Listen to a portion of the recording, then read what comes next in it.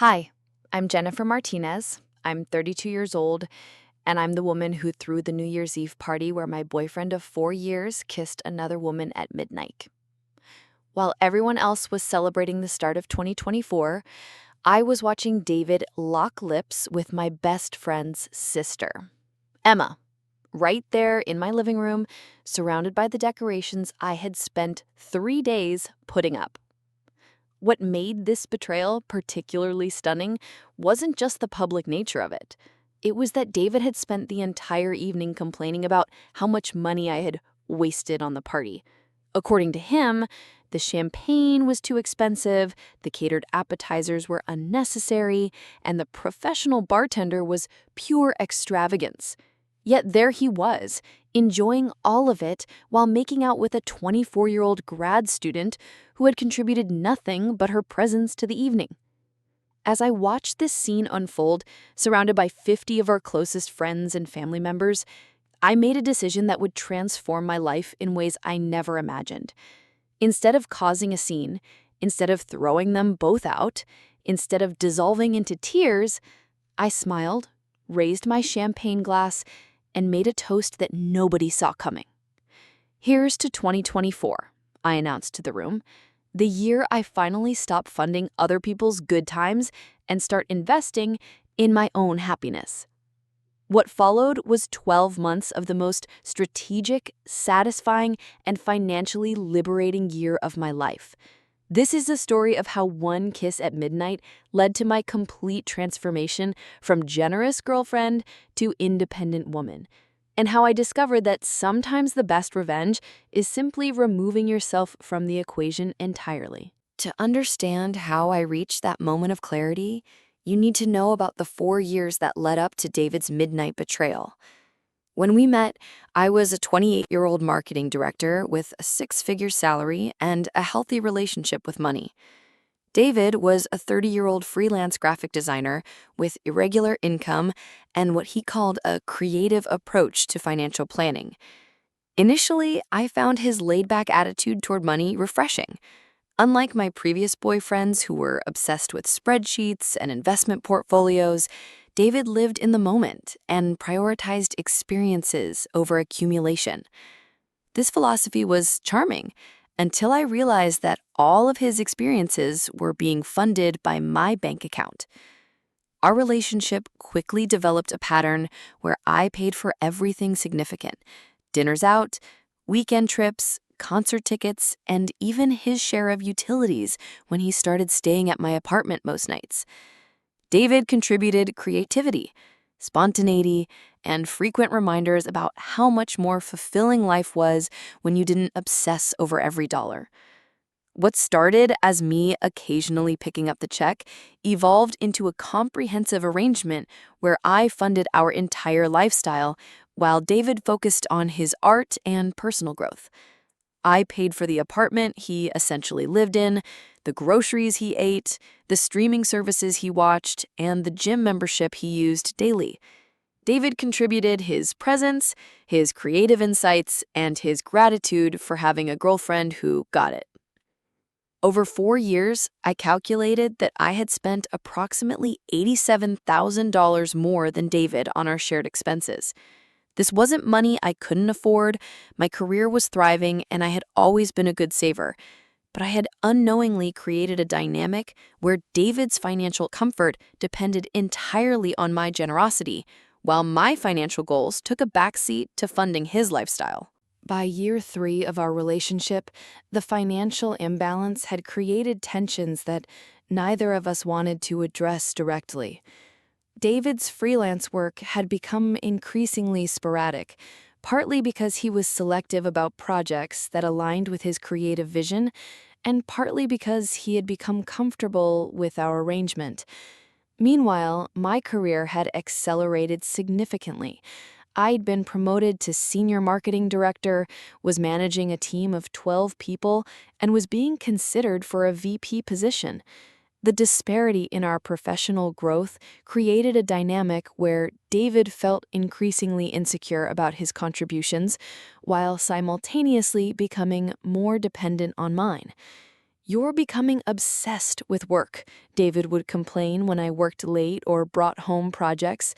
"You're losing sight of what's really important in life: connection, creativity, and being present with the people you love." These criticisms stung because they reframed my professional success as a character flaw. According to David, my dedication to advancing my career was evidence that I valued money over relationships, achievement over authenticity. He positioned his financial dependence on me as spiritual superiority, as if accepting my support while contributing minimally was somehow more enlightened than building a career. The most frustrating part was David's complete disconnect from the financial realities that enabled his lifestyle. He had no idea how much our rent cost, what I was contributing to his health insurance, or how much I spent monthly on groceries and utilities for both of us. His ignorance wasn't innocent. It was willful avoidance of responsibilities that would have interfered with his self-image as a free-spirited artist. When I suggested he might contribute more financially or take on more stable work, David accused me of trying to crush his creativity and force him into a corporate soul-killing lifestyle that would destroy his authenticity. The New Year's Eve party that changed everything started as David's idea. In November, he suggested we host a big celebration to bring together all our friends and family. "It'll be amazing," he said enthusiastically. "We can really do it right. Good food, great music, the whole experience." You know how to throw a party. I loved entertaining and was excited about the prospect of hosting something special. What I didn't anticipate was that David's vision of doing it right involved me doing all the work and paying all the expenses while he focused on the creative and social aspects. Planning the party became a 3-month project that revealed the full extent of our financial dynamic. David had strong opinions about everything. The champagne should be top shelf. The appetizers should be catered from the trendy new restaurant downtown. We needed a professional bartender to create signature cocktails, and the decorations should be Instagram-worthy. Every suggestion David made involved significant expense, but when I asked about his contribution to the costs, he became defensive. "I'm contributing my creative vision and my social connections. Not everything valuable can be measured in dollars." As the party expenses mounted, catering, alcohol, decorations, bartender, cleaning service, I realized I was funding David's fantasy of being the perfect host, while he received all the social credit. The final cost was nearly $4,000, which represented almost 2 months of David's typical freelance income. The most telling moment came when David invited Emma, my best friend's younger sister, whom he had met only once before. "She's really interesting," he told me. "I think she'd add something special to the energy of the party." I should have recognized this as a red flag, but I was too busy managing logistics to pay attention to David's sudden interest in expanding our social circle with attractive younger women. The party itself was everything David had envisioned, and everything I had paid for. By 11:30 p.m., our apartment was filled with 50 guests enjoying premium champagne, gourmet appetizers, and craft cocktails. Everyone was complimenting us on the amazing celebration, and David was basking in the praise where I handled the hosting duties. As midnight approached, I noticed David and Emma had been talking intensely in the corner for the past hour. Emma was a 24-year-old graduate student in art history, exactly the type of person David found intellectually stimulating. She was discussing her thesis on contemporary sculpture, while David shared his insights about the intersection of art and technology. When the countdown to midnight began, I assumed David would find me for the traditional New Year's kiss. Instead, I watched in stunned silence as he pulled Emma closer during the final seconds. As everyone shouted "Happy New Year" and couples around the room embraced, David kissed Emma passionately as if I didn't exist. The kiss lasted several seconds, too long to be mistaken for anything innocent. When they finally separated, Emma looked directly at me with what I can only describe as triumphant satisfaction. David, meanwhile, seemed to realize what he had done and looked genuinely shocked by his own behavior. The room fell silent as everyone processed what had just happened. My best friend Sarah immediately moved toward her sister, while other guests began whispering and checking their phones for exit strategies. David started approaching me with what looked like panic in his eyes. But instead of the emotional breakdown everyone expected, I felt something completely different. Clarity. Standing there in my expensive dress, in my apartment, surrounded by decorations I had paid for, watching my boyfriend kiss another woman with champagne I had purchased, I finally understood exactly what my relationship had become. What happened next surprised everyone, including myself. Instead of crying, screaming, or throwing David and Emma out, I walked to the center of the room and raised my champagne glass. The conversation stopped and everyone turned to look at me.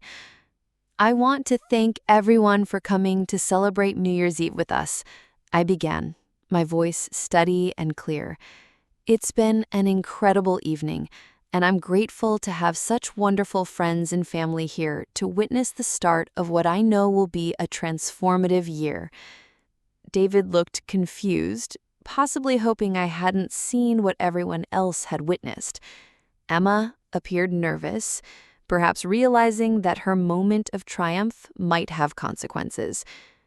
"I also want to make an announcement.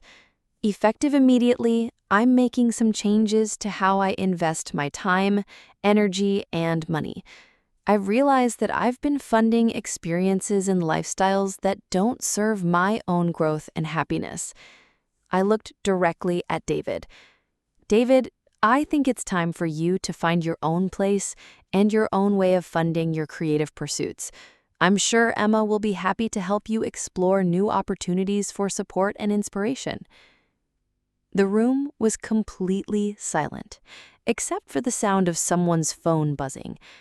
David finally found his voice. "Jen, can we talk about this privately? I think there's been a misunderstanding." "There's no misunderstanding. I saw exactly what I needed to see. I'm not angry, I'm actually grateful. You've given me the clarity I needed to make some long overdue changes in my life." I turned to address the room again. "Please, everyone, continue enjoying the party. The bar is still open and there's plenty of food. Consider it my farewell gift to this chapter of my life." The next 12 months became the most financially and personally liberating period of my life. Within a week of the party, David had moved his belongings out of my apartment, taking with him the creative clutter and financial drain that had defined our relationship for 4 years. The immediate financial impact was stunning. Without David's expenses, my monthly budget had an extra $1,800 in disposable income. Money that had been going toward his groceries, entertainment, transportation, and various creative projects was suddenly available for my own goals and interests. I used this newfound financial freedom strategically. First, I maxed out my 401k contributions and opened a high-yield savings account. Then, I hired a financial advisor who helped me create an investment portfolio that aligned with my long-term goals. Within 6 months, I had saved more money than I had in the previous 2 years combined. But the financial benefits were just the beginning.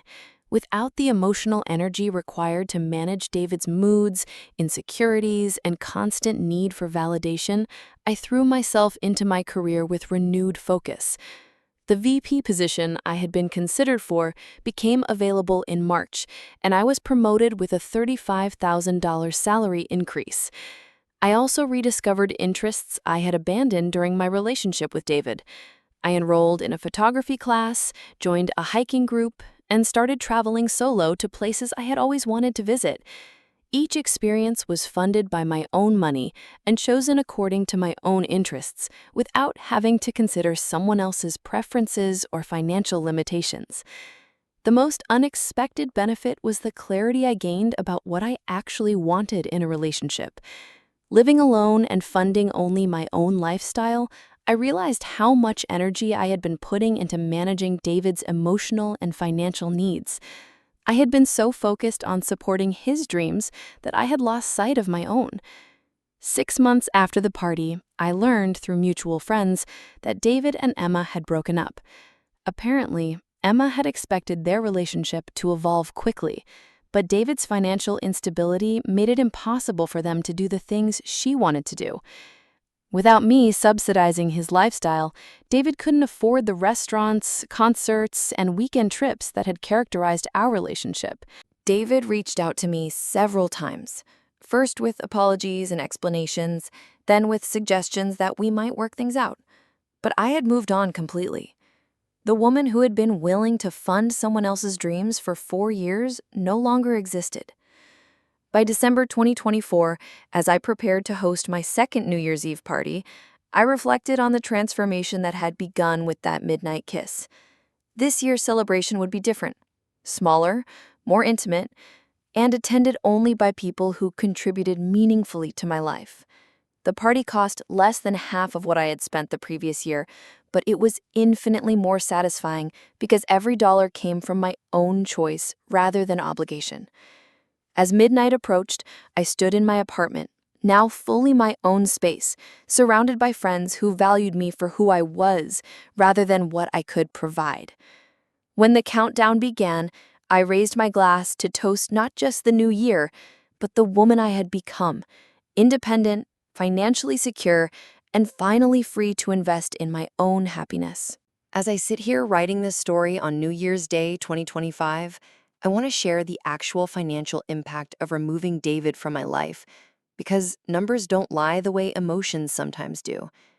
In the 12 months since our breakup, I saved $47,892 more than I had the previous year. This wasn't just from David's direct expenses. It was from the ripple effect of supporting someone who had no financial boundaries. Without his influence, I stopped making impulse purchases to cheer him up, stopped funding expensive dinners when he felt unappreciated, and stopped covering emergency expenses that always seemed to arise when David needed something. I invested $30,000 in a diversified portfolio that's already showing a 12% return. I put $15,000 into a high-yield savings account that's building toward a house down payment.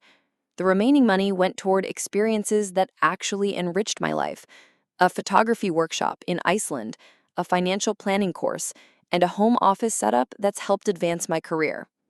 My promotion to VP came with additional stock options that are now worth $18,000. My boss later told me that my improved focus and confidence after the breakup were key factors in their decision. Apparently, everyone had noticed how much energy I was spending on David's emotional management, even at work. The most surprising discovery was how much money I had been spending on guilt purchases, expensive gifts and experiences I bought for David whenever I felt bad about working late or prioritizing my career.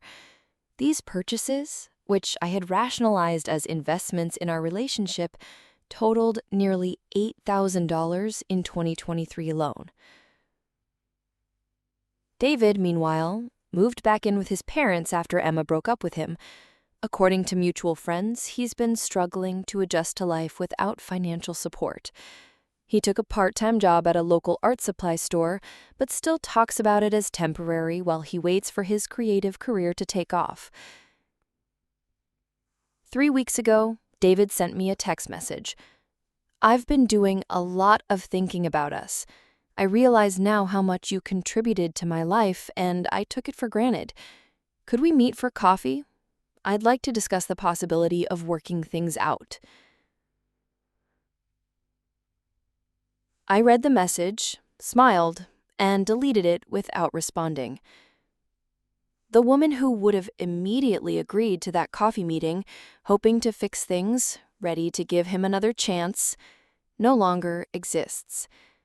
In her place is someone who knows exactly what her time, energy, and money are worth, and refuses to settle for anything less than reciprocal respect and contribution. Sometimes the best investment you can make is in your own standards. Writing this story has made me realize that David's midnight kiss wasn't just a betrayal, It was an unexpected gift wrapped in betrayal's clothing. Without that moment of clarity, I might have continued enabling his financial dependence for years, slowly eroding my own goals and self-respect in the process. The most profound change hasn't been financial, although the numbers are certainly satisfying. It's been psychological. For 4 years, I had internalized the belief that love meant sacrifice, that supporting someone's dreams required sacrificing your own financial security, and that questioning contributions made you materialistic and unloving. Now I understand that real love involves mutual respect, shared responsibility, and reciprocal support. The right partner doesn't drain your resources. They help you build them. They don't guilt you for professional success. They celebrate it. They don't position their financial dependence as spiritual superiority. They work toward genuine partnership. I've started dating again, but with completely different standards. When someone suggests an expensive restaurant, I expect them to either pay or genuinely split the bill. When someone talks about their creative dreams, I listen for concrete plans and personal responsibility rather than hints about needing support. When someone compliments my success, I watch for genuine pride rather than subtle resentment. The woman who threw that New Year's Eve party in 2023 was generous to a fault, financially naive, and desperately trying to buy love through constant giving. The woman who hosted the 2024 party was strategic, financially independent, and clear about her worth. As I prepare for 2025, I'm excited about possibilities that were unimaginable a year ago. Buying my own house, taking a sabbatical to travel, maybe even starting my own consulting business. These dreams feel achievable now because I'm no longer funding someone else's at the expense of my own. David's kiss taught me that sometimes the most loving thing you can do is stop enabling someone's irresponsibility, for both of your sakes. If this story shocked you, just wait for what's next. Leave a comment, share it with someone who needs to hear this, and of course, subscribe and hit the bell so you don't miss a single notification.